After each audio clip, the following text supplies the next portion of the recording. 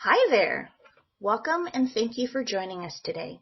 The USC Family Caregiver Support Center is pleased to provide this educational video for families and relatives who want to learn more about legal and financial planning as they take care of one or more loved ones. Today's topic will address scams targeting older adults. I'm Jenny Peterson, and I will be your host for today's program.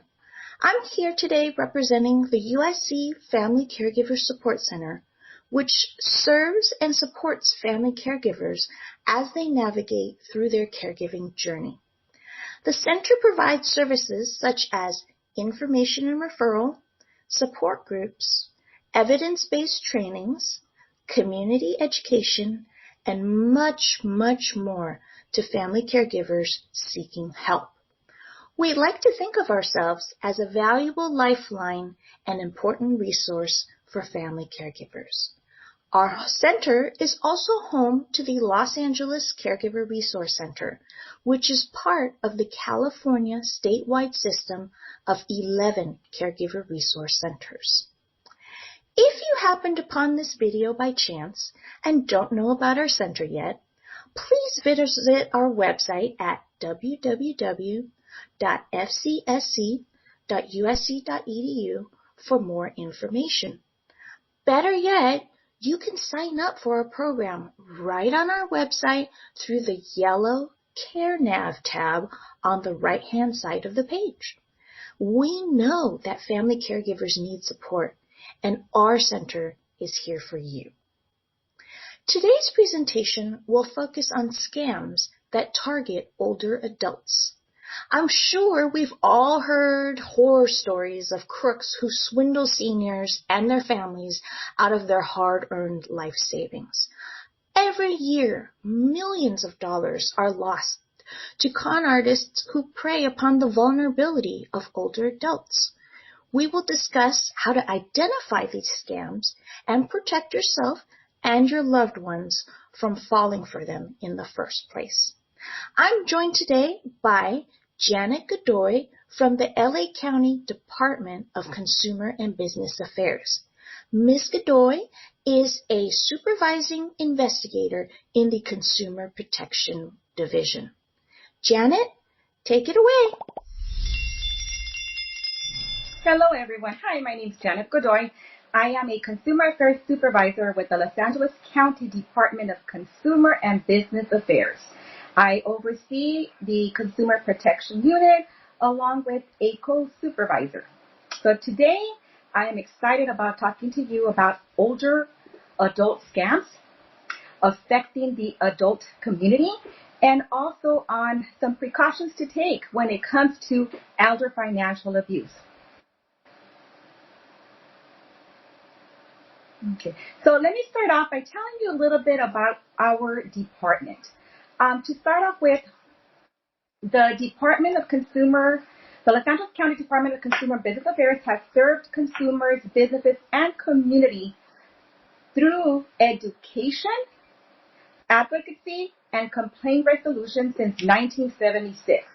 Our mission is to create a fair and vibrant marketplace for consumers and businesses. In Los Angeles County, we serve as a central clearinghouse, you could say a reporting agency for any type of consumer and real estate fraud complaint. Now, what other services does Dcba offer? Well, we are kind of like a one-stop to all sorts of information when it comes to consumer protection. We investigate consumer, elder financial abuse, and real estate fraud complaints.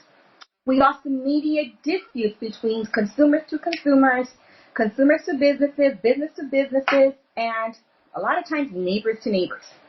So we also have a small claims court advisory program where we provide general counseling in reference to the steps that are necessary in order for a consumer to file a small claims claim. We also provide information to the public on protections that are available when it comes to landlord-tenant rights. And as a matter of fact, we have our rent stabilization ordinance that's in effect for unincorporated areas. We also enforce the Los Angeles County minimum wage on unincorporated areas of LA County, and we serve as a financial empowerment center.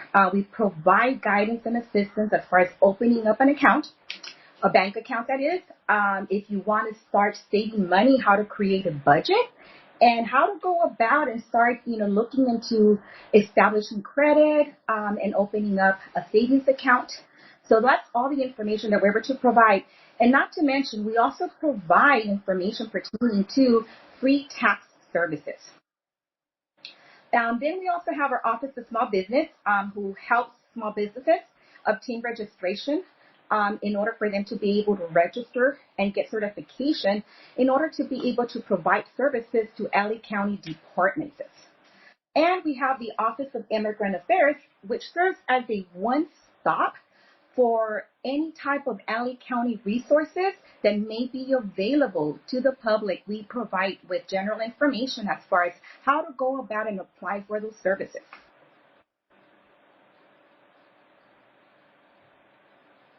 So the question that we all ask, how is it that elder financial abuse occurs?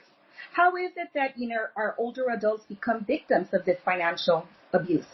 Well, a lot of times it has to do with in-person contact. It could be anywhere from someone that may have befriended them at a retail store, maybe at a bank, or it could be a family member or a door-to-door sales.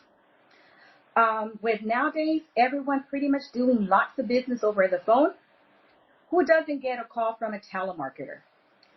On the computer, it may be that, you may be logged on to Facebook, Instagram, searching the web, and all of a sudden you encounter or come across some type of a suspicious, website, or somebody reaches out to you where they're trying to obtain personal and financial information from you. And of course, the mail.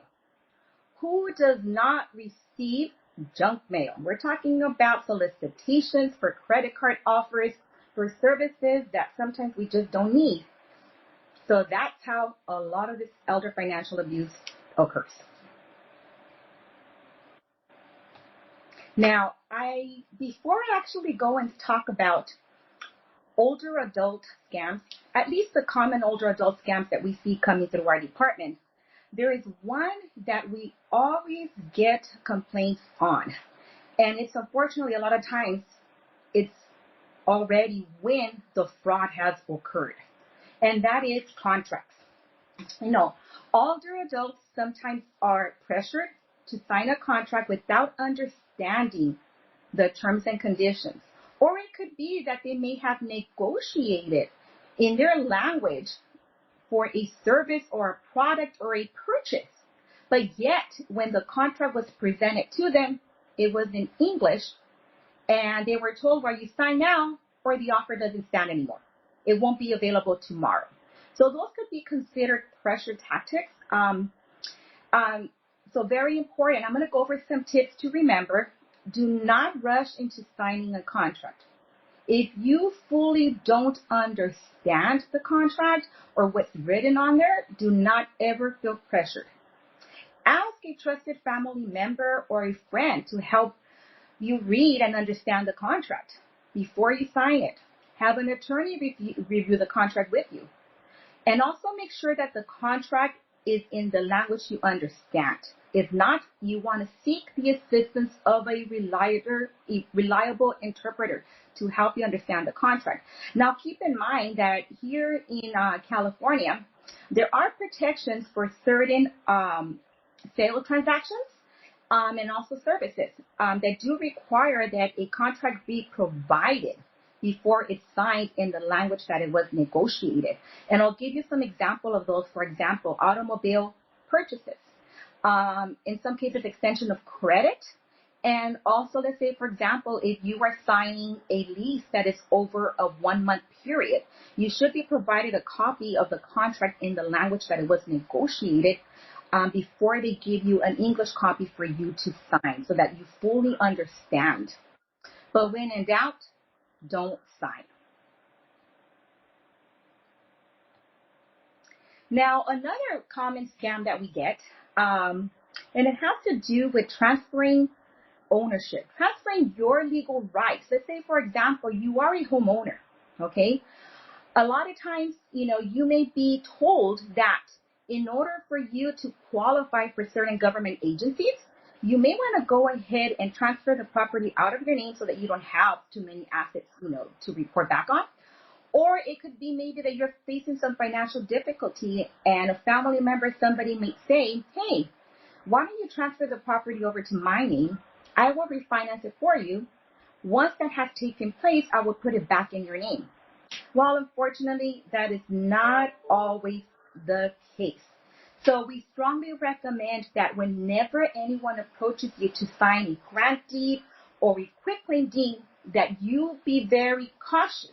Anything having to do with your property, you want to definitely always be cautious. If you don't understand what a grant deed, quitclaim deed, or in some cases a deed of trust, which is a document that is used to secure a loan against the property, if you don't fully understand what's behind it, you may definitely be losing the rights to your property.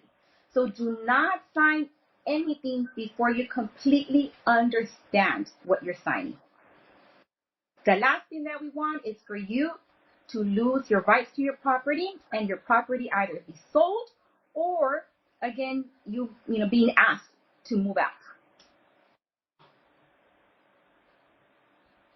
So just one other thing that I want to touch base on, I'm going to go back to property scams, is again, just a reminder, when you do sign a grant deed or a quitclaim deed, any type of real estate document that is secured against the property or recorded with the registered recorder's office, you want to be very careful because it's not very easy to just cancel or gain title back to your property. There is a process, just the way you signed that grant deed, where most likely you were asked to sign it, notarize it in front of a notary public, right? Sign and have it notarized in front of a notary public.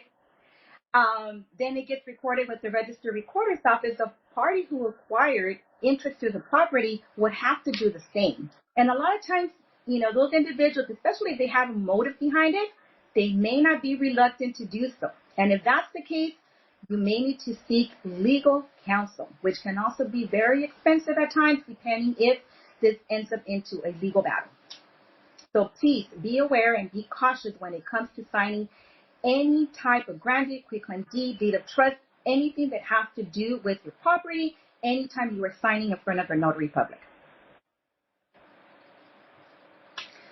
And another big one, because of course, most older adults are retired and work very hard to pay off their mortgages. So most likely their homes are paid off or they have a substantial amount of equity. So a lot of times, family members may come asking to borrow money, friends, right? Or even you may be receive some tips on how to invest, right?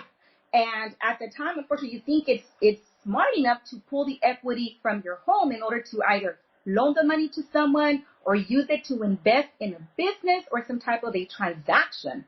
But a lot of times the money that you invest, unfortunately, you don't end up getting it back. And especially if you pull that equity from your home, if you are already on a fixed income and you're not able to pay it back, you definitely run the potential of going into foreclosure and having your property sold at auction. So be very cautious when it comes to pulling money from the equity of your home because it does require repayment. And if you don't pay it back, just as if you wouldn't have paid your mortgage, definitely what ends up happening is you can end up in foreclosure.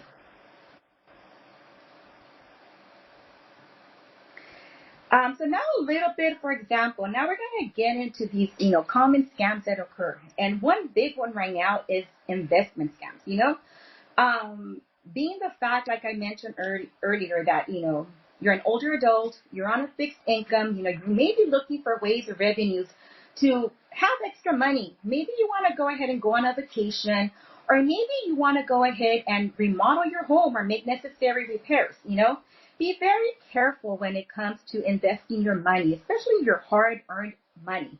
A lot of times, people can approach you to borrow money, like I said, invest it in a business transaction, may sound very good, but you have to be always cautious of the fact that what if What if that person does not pay you back the money? What if the investment does not play out the way it was sold to you? In other words, the way it was presented to you, or even that business transaction. So be very wary when it comes to unsolicited offers.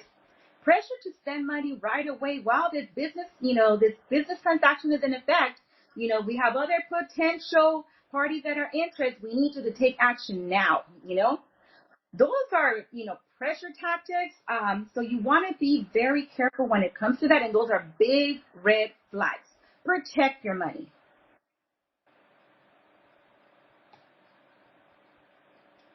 Now, who hasn't received, someone coming to their door and knocking, and you've looked through a little peephole? Who is that? I'm not expecting anyone. Exactly. You're not expecting anyone, so be very careful when it comes to door-to-door sales or anyone coming and knocking on your door. If you yourself have not reached out and requested somebody to come and pay you a visit because you are seeking their services, be careful who you're opening the door to, because the last thing that you know, you may end up with a contract, with a financial obligation, which you did not need and could not afford.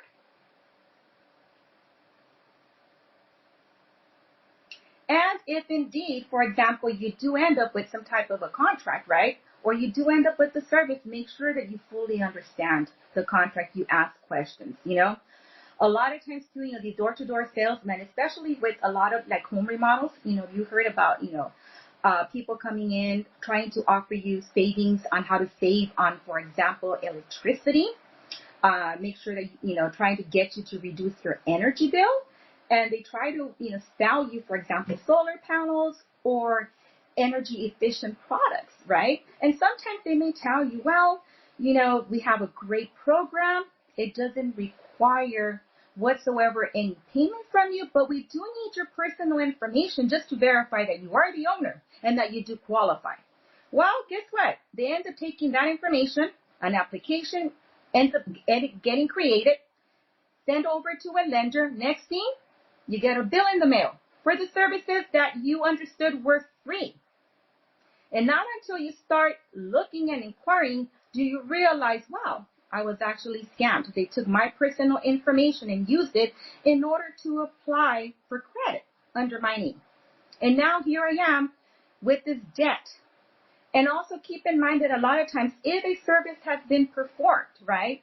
And if they say, for example, the contractor, doesn't get paid, you could end up with a mechanic's lien for the work that was performed. And then a lot of times, that may end up in court because of the fact that, the contractor feels or believes that, we performed the work, therefore we should get paid. So be very careful when it comes to that. If you yourself have initiated a contractor to come and provide you, for example, with estimate on work or do some needed repairs, try and get at least 3 estimates from reputable contractors. One, you want to make sure that they are licensed. You want to make sure that they carry the appropriate insurance just in the event, any worker gets injured.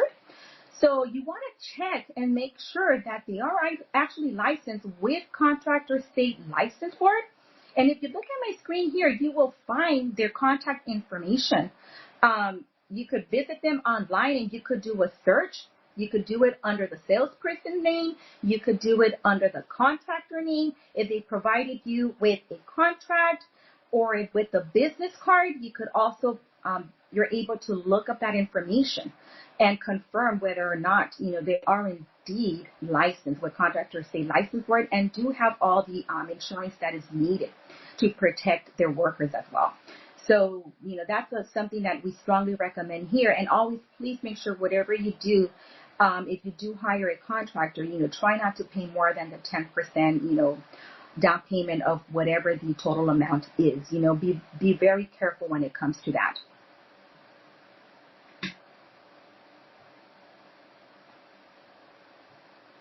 Okay. Another major common one that we get is, for example, telephone scams. Like I mentioned earlier, everyone nowadays does work, pretty much all type of business transactions work through the phone, So you're constantly getting calls, and sometimes, without you knowing, you may enter your phone number, through a website, because you want to gain additional information. But guess what? A lot of times that phone number is being sold or being rerouted, So you also want to be careful who it is that you provide your telephone number to, because then you can end up getting unwanted phone calls and falling a victim of a telephone scam. So a lot of times what ends up happening is you have these individuals, who call you claiming to be your utility company, stating that, hey, I'm sorry, we're calling Mr. and Mrs. informing you that, we see here that you are delinquent with your utility bill. If you don't pay us right away, we will terminate your services. So sometimes you feel pressured without having to have, the services reconnected, reinstated. You feel pressure to having to pay. And of course, these scammers will demand that you pay them right there and then, and that you use a specific type of payment. A lot of times they want the payment available right away. So they will either ask you for your bank account, your debit card number, or in some cases they may even demand that you go and you buy like a prepaid card if you don't have a debit card or a credit card. Or they may ask that you wire them the money directly, Those are all big red flags to look out for, because one, for example, the IRS will not be hostile, They will not threaten you. They will not demand payment, especially over the phone, or ask for a specific type of payment or wire to be sent, The same thing goes for utility companies, or let's say even if you're behind with your creditors. So when in doubt, especially if you don't recognize the number, or once you feel pressured that, this person is, pressuring you into sending money, hang up, But like I tell people, if you're not expecting a call, if you don't recognize the number, or the minute they make an introduction, you're like, I don't know who these people are. I don't know. I don't owe any money to the IRS. My utilities are up to date. I have no credit cards. Hang up. Because what their main goal is to keep you on the line, try and get as much personal and financial information from you. And if indeed, let's say, for example, you are behind with the creditor, you want to call the creditor, or if you're behind with your utility company or your mortgage, you want to contact them directly. And if you don't have the number available, look at your billing statement. The number should be there, and contact them and try to make some type of payment arrangement.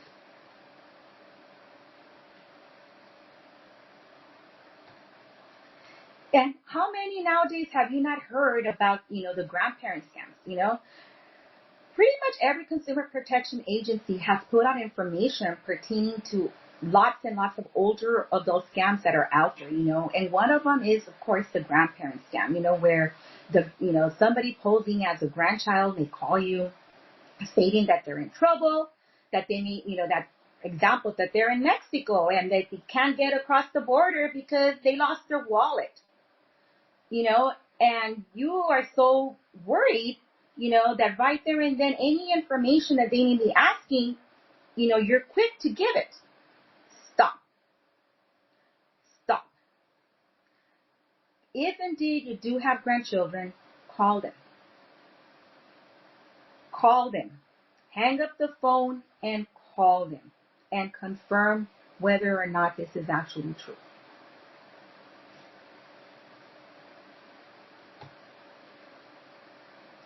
And I want to go over a few tips, right? Since we're, discussing telephone scams, like I mentioned earlier, do not answer calls from any unknown numbers. Example, don't follow instructions like press 1 to speak to a live person or to get off their call list. Official organizations, utility companies will never threaten to arrest you, demand that you pay them with a specific type of payment, or, try and keep you on the line to pressure you to send payment right away.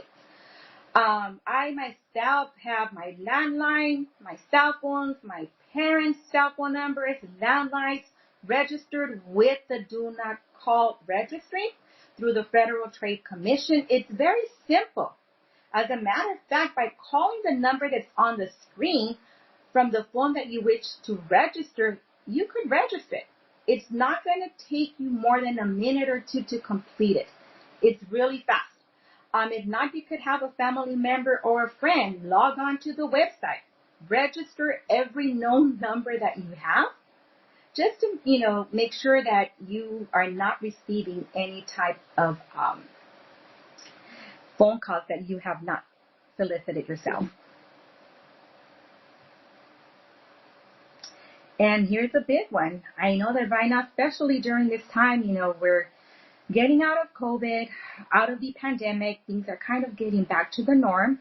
Well, a lot of times people want to also start interacting more, right? You may be feeling lonely. You may be wanting to make new friends, right? Be very careful, especially when you meet someone through social media or dating websites, A lot of times there is a lot of fraudsters pretending to be someone that they're not.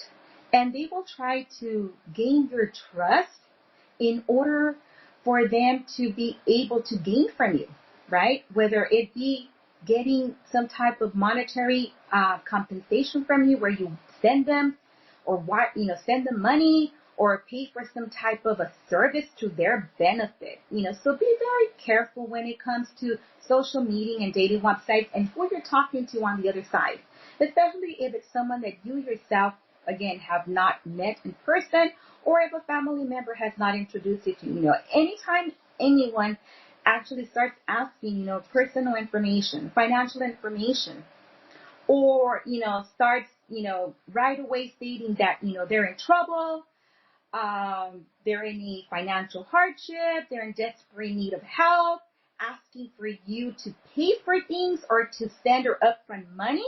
Those are big red flags, and most likely these are not your friends, but they want to actually gain from you. So be very careful. And when in doubt, if something just doesn't seem right, run it by a family member, a close friend, and always be wary. Wary, wary, wary of anyone who's out of your circle of friends or family.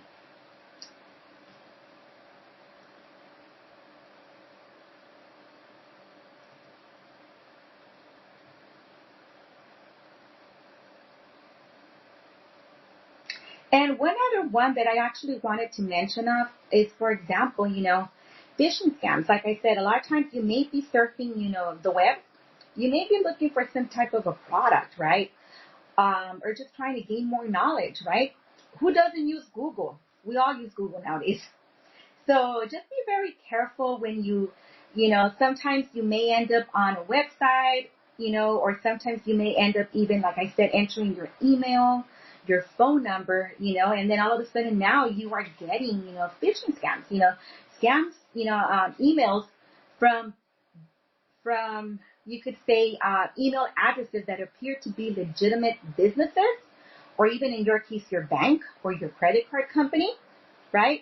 And all of a sudden now they're asking for you to verify your personal information in order for them to determine whether or not you may be a victim of somebody trying to defraud you, or they suspected some, irregular activity on your account and they just wanted to verify it. Be very careful with that, because credit card companies, banks, utility companies, they're not going to email you asking for your personal information. Or it may be that all of a sudden now, for example, because you may have opened up an email that had a link directing you over to, hey, if you want to inquire more about the service, this product, about what this email is about, click on here, and now all of a sudden you have a virus, or somebody's hacking your computer. So be very careful of, any unsuspected, for example, emails that you get. Or a lot of times, we have a lot of older adults that sometimes it's, they're not too computer savvy. You may not be too computer savvy, or you may think that you may have downloaded some type of a virus because your computer's all of a sudden acting up. And instead of you actually maybe walking into a retailer that provides tech support there in person, you end up clicking and you end up on a tech support scam, where now somebody's saying, okay, we have identified, we know what the problem is. send us $200 or $300 and we'll take care of this virus. If not, you're going to lose everything, or your personal information is going to be made available to the entire world. So they may try to gain, again, personal information from you, sensitive information to try and access your account. You want to be very careful with that. Or they may be asking also that you pay them with a specific type of payment. So be very wary and careful when it comes to you interacting or doing business with anyone, especially when it comes to online. And who nowadays doesn't use, for example, mobile payment applications? It's so easy, right?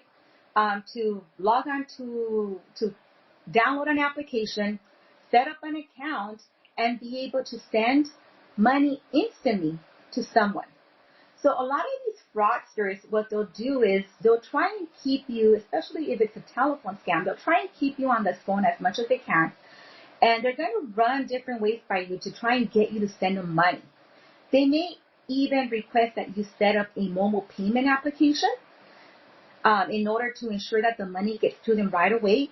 And they will walk you through the whole process. They will tell you exactly how to download that application, register and set up an account, and send them the money.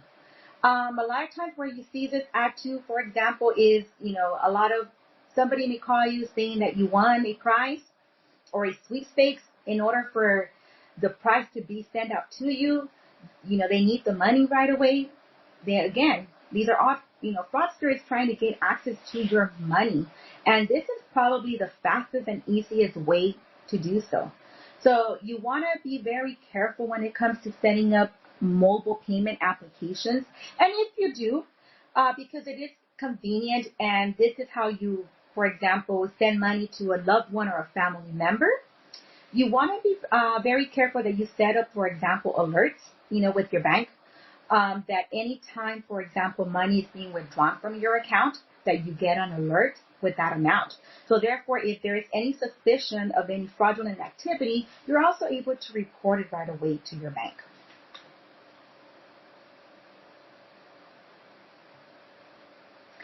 Well, last but not least, like I mentioned earlier, who doesn't get piles and piles of junk mail? I don't know how many credit card solicitations, applications, offers I receive on a daily basis where I just look at them, don't need it, didn't request it, goes in the shredder. So if you don't have a shredder, make sure you tear that piece of mail into little pieces. Get rid of it. Be very careful because nowadays, it's so easy for you to receive solicitations, right? Stating that, say, for example, or prices, somebody claiming that you want to make $1 million, something that looks legitimate from the California lottery, and you strongly believe, okay, I may have one, right? You call the number that's on the advertisement, and now all of a sudden for you to claim your prices, they're asking for money, for fees, okay? Be very careful of that. If it wasn't anything that you are expecting, and if it all by means reads as a solicitation or as junk mail, get rid of it. Shred it, tear it into pieces.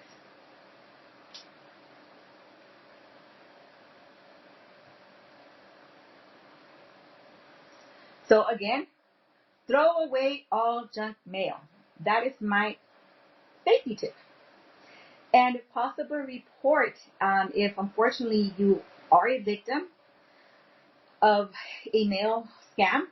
You want to make sure that you report it right away to the United States Postal Inspection Service and also to your local law enforcement or consumer protection agency.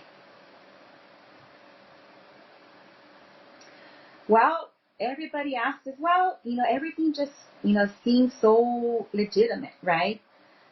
This person was really nice, really cared to hear about my concerns, my needs, but then again, they pressured me to buy this service, this product, or enter into this contract, Be very careful because for all you know, that could be a scam. So how do you know it's a scam? Well, like my examples, scammers pressure you to act quickly. Scammers request payment in a specific way, like the examples that I gave earlier, gift cards, debit cards, credit cards, wire, right? Or even a mobile application be set up. Scammers will ask you for your personal or financial information, anything that they can get a hold of in order to be able to gain access to your personal files. And guess what? If you become a victim and you send the money, once that scammer has your money, most likely you won't get it back. Just keep that in mind. Once the scam has occurred, the likelihood of you getting the money back, it's zero. So, but again, if you were recently scammed or suspect that you may have been scammed, and let's say, for example, you paid with a credit card, you want to dispute it right away with the credit card company and cancel that credit card. If you paid with a gift card, you want to contact the gift card retailer or merchant right away and report the fraud and suspend that card. If you wired money, you want to immediately contact the company you used for the wire. The sooner you report it, the faster they're most likely able to stop that wire, because once that wire, gift card, or charge has been cleared, it's going to be very hard for you to get that money back. And of course, if you paid with an electronic bank transfer, you want to contact your bank immediately. And if you paid with the money order, you can actually place a stop payment, as long as, you could place a stop payment and hopefully that money order has not been cashed. I mean, there are immediate recourses you can take, but a lot of times these fraudsters are really quick not to waste any time and cash out on your money. So please take all precautions necessary. And one of the things that I wanted to add, it's very important, this is something that I strongly recommend to everyone. There's a reason why your bank sends you bank statements. There's a reason why your credit card company sends you credit card statements. For you to review them. If you yourself can review them and you have a trusted family member or a friend, have them review those bank statements, credit card statements with you. Make sure that all the transactions that appear on you were actually approved and done by you. If they're not, you need to dispute them right away with your bank or your credit card company. You have 60 days to do that. Approximately 60 days, I want to say, for most creditors and bank transactions. Because if you don't, those become permanent charges, and later on you may not be able to dispute them or try and get them reversed.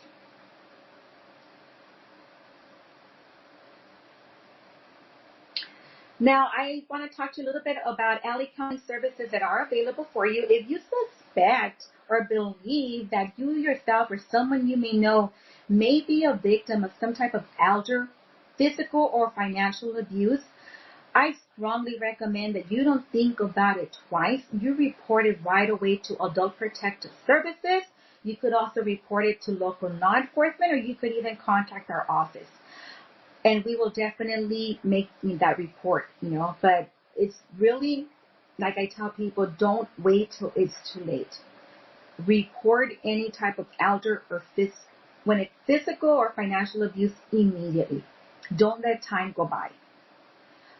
If you are a homeowner and need any information pertaining to the assessed value of your property, you could contact the assessor's office. If, let's say, for example, you're a homeowner and you have not received your property tax payment, and my property taxes are due and I have not received them, you definitely want to contact the treasurer and tax collector just to confirm that they have been sending you your property taxes, and to make sure that nobody has fraudulently maybe acquired title to your property or provided some type of change of ownership form to the treasurer tax collector, where they are now receiving the taxes because they've acquired ownership to your property. So that's something that I strongly recommend to homeowners. you know when your property taxes are due. If you don't receive them, during the specific time frame, you want to make sure that you call the treasurer tax collector. Or if you are facing some type of financial difficulty, contact the tax collector. Contact the treasurer and tax collector to learn about any type of programs that may be available to assist you if you are having some type of a financial hardship. Now, some helpful resources that I want to share with you, and these are federal agencies that actually put out really good information pertaining to, for example, identity theft, cyber crimes, online scams, and protections, consumer protections. One of them being the Federal Trade Commission. If you suspect or believe that you may have been a victim of identity theft, you can actually report and get assistance on how to go about and report that identity theft. They have a lot of good, helpful information. You could even prepare or learn how to prepare an affidavit giving your statement as to whether or not, these charges were done by you, how to dispute it, how to contact local law enforcement, how to dispute it with the credit bureaus and with the creditors.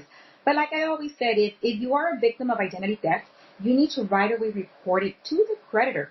Whoever it is that issued that credit, you want to report it right away and let them know that it was not you who initiated it, so that they're able to cancel the whether it be a credit card or a line of credit, and look into it. So you want to be proactive. You want to act quick when it comes to identity theft.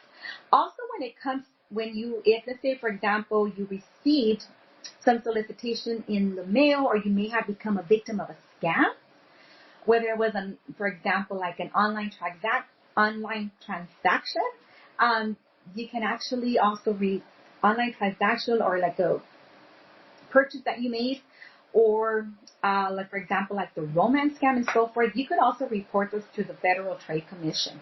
I included here 2 of their websites. One of them is for the identity theft, and the other one is where to report fraud. Then we also have the Federal Bureau of Investigation, where you can also report financial fraud or internet scams. What they'll do is they put out also a lot of good information and reporting as far as, what scams are out there, like cyber scams. One of the big ones that I was reading on, was, for example, the romance scams, and investment scams. So you could also learn a lot about that through visiting these websites. And if you have become a victim, or you know of anyone that has, you want to have them report the scams right away to these federal agencies. And if, let's say, for example, you suspect that somebody may have acquired your personal information and may be using it to open up credit cards or establish credit, something that I strongly recommend to everyone, you want to at least check your credit at least twice a year. And you could do that. You can actually visit onyourcreditreport.com, and you're entitled to a free credit report. And that credit report is a combination of Experian, TransUnion, and Equifax, so that you're able to review it, make sure that all the accounts that are being reported were actually established by you. If there's any discrepancies, then you want to report it right away. And they make it very easy where you're able to actually dispute those items. But like I mentioned earlier, the minute you suspect, or let's say, for example, you receive a statement in the mail for a credit card that you yourself have not opened, you want to report that right away to the creditor. And one other point of information that I was going to say, be very careful when it comes to your personal information, and this is something that lots of you I'm sure are familiar with, There's no need for you to carry your social security card number, or, for example, your PIN numbers to your bank debit card or to your credit cards. Don't carry extra credit cards you don't need. Kind of stick to one credit card that you use to make all purchases, especially when you're making online purchases. You always want to stick to one credit card. This way it's easy for you to keep track of your expenses, of your purchases, and in the event that there are some discrepancies, you're able to report it right away. And also, what if you were to lose your wallet, your purse, having to report all those credit cards can be exhausting. Okay. So, be very, very mindful when it comes to your personal information and safeguard it. And last but not least, if you need any type of information or assistance, we have counselors that are available Monday through Friday between the hours of 8 a.m. and 4:30 p.m. and that can provide you with general information. It may be that you may have a question pertaining to landlord tenant rights. It may be that you recently refinanced your mortgage and received a copy of a note and a deed of trust, and you have no knowledge of what that is. Or it may be that you may be suspect that there may be some fraudulent activity going on with your own personal information. We could definitely assist you. And if we're not able to provide you with the information that you are requesting, we will definitely refer you over to the appropriate agencies that can assist you with your needs. So one other thing too, I strongly encourage you to please visit our website, dcba.alleycounty.gov/smartest-senior-forums. Everything that I pretty much discussed today, you will find tip sheets on it, information that you could further read up on in order for you to become a wary. I say wary because I do want you to be very careful and cautious when it comes to your own personal and financial information. And if there's anything that we can do to help you not become a victim, then that's what we want to do. Thank you so much for your time. It's honestly a pleasure to be able to sit here, talk to you, and go over our department services and how to make you a smarter senior. Thank you. Thank you, Janet, for that informative presentation. It's shocking how many scams are out there targeting the most vulnerable of us. As family caregivers, we need to be aware of these scams and stay vigilant to make sure that our loved ones do not become victims. Many times, particularly if our loved ones have mild cognitive impairment or dementia, they become exposed to these situations and they panic by giving away all their personal information. Identity theft and financial loss are two very big factors when it comes to protecting our loved ones for whom we provide care.